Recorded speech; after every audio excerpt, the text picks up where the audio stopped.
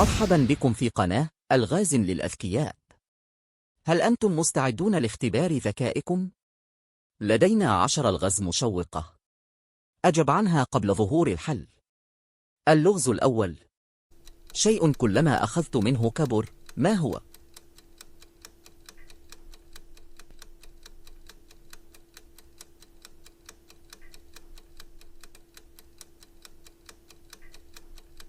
الجواب: الحفرة. اللغز الثاني: ما هو الشيء الذي نأكل منه ولا يؤكل؟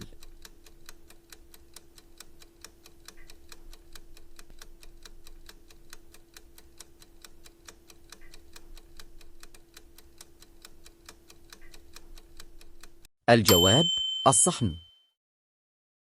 اللغز الثالث: ما هو الشيء الذي كلما زاد نقص؟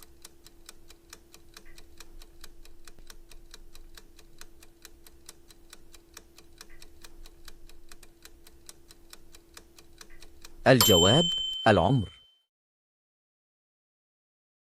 اللغز الرابع: يمشي بلا قدمين ويدخل الأذنين، ما هو؟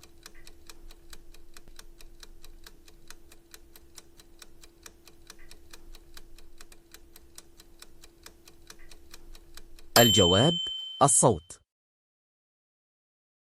اللغز الخامس: ليس فيه أبواب ولا نوافذ، ما هو؟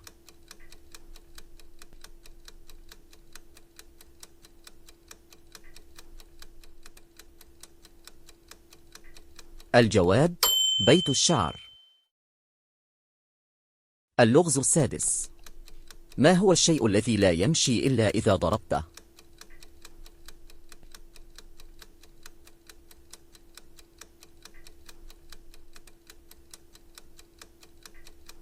الجواب: المسمار. اللغز السابع: ما هو الشيء الذي تراه في الليل 3 مرات وفي النهار مرة واحدة؟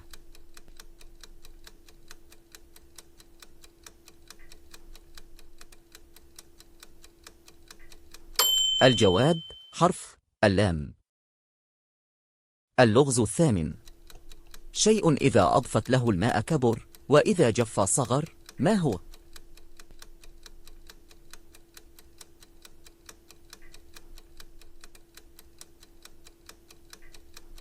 الجواب: الإسفنج. اللغز التاسع: له أوراق لكنه ليس شجرة، وله جلد لكنه ليس إنسانا، فما هو؟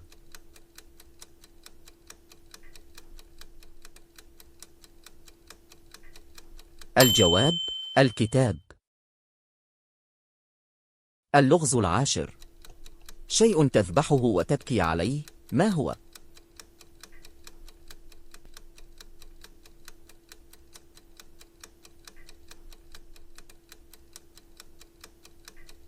الجواب: البصل.